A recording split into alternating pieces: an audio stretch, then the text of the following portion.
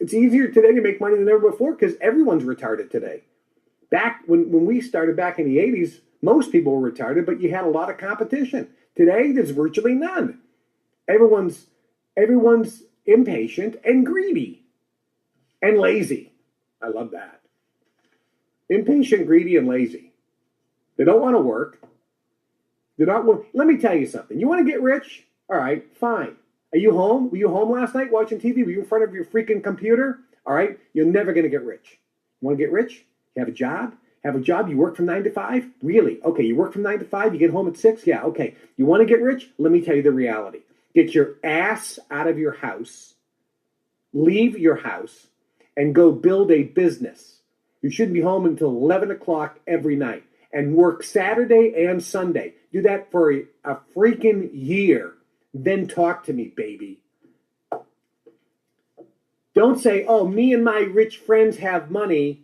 Let me tell you something. Me and my rich friends do have money because we worked every night. And to this day, last night at 11 o'clock, KT was working. And at 6 o'clock this morning, I was up. At 6:15, I was drinking some coffee, working. Blaine called me the other day, last weekend. It was Saturday morning. Called me at 8 o'clock Saturday morning. Brandy, you know because you were here. 8 o'clock Saturday morning, BA calls me and says, hey, KT, it's Blaine. Get your butt out of bed. I called him back a few hours later and said, Blaine, I got your message, but my butt wasn't in bed. I was in the studio with Brandy.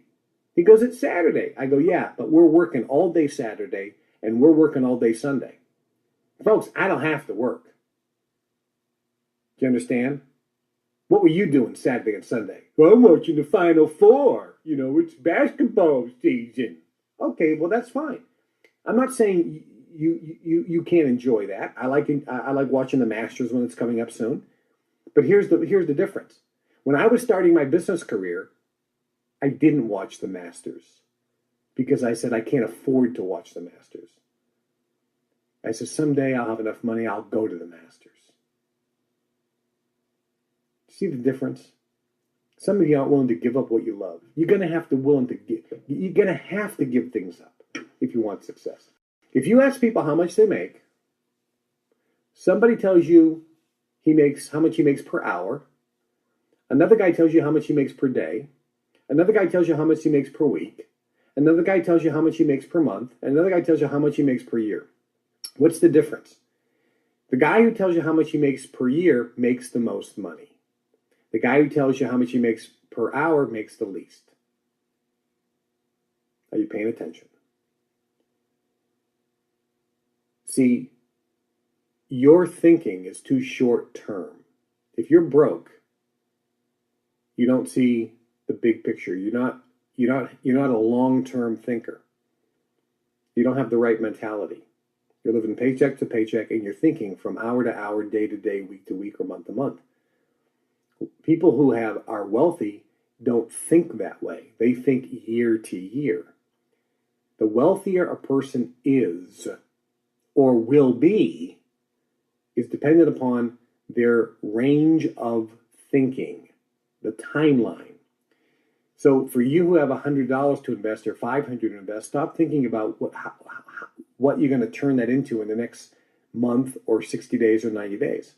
Start thinking of, how am I going to start turning this into a fortune in the next 5 years?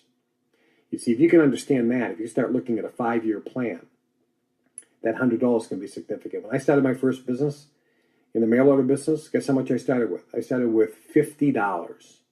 $50 that I earned from being a newspaper boy. And I was also a clown and a professional magician. I was a professional clown and a professional magician. I also played the organ at a Methodist church, and I got paid money to play the organ on Sunday at the Methodist church. So I took the money from my paper route. I also shoveled snow. I also pulled weeds in the winter, in the summer.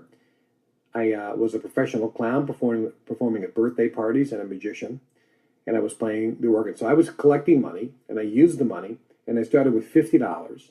And I took that $50 and I put it into a bank account with my very first company called Collegiate Enterprises International.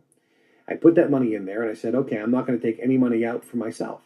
This is going to be my seed corn, my seed money, and I'm going to turn this into more money, which I'm going to in turn turn into more money. I took that and I put together a business plan, a plan of action.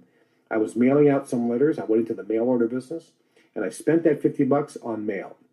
Within 3 weeks, I had returned back money. Around $150 came in, but I had to pay for the printing. I had to pay for the postage. I had to pay for the product.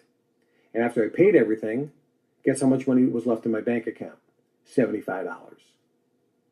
So with that $50, in about a month, I had made a net profit of $25, which was that's a 50% return on my investment.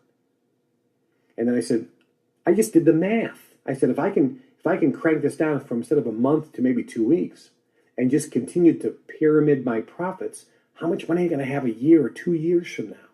Oh my gosh. Folks, do you realize I made $1 million net profit before I was 18 using this method? And I didn't spend a penny of it.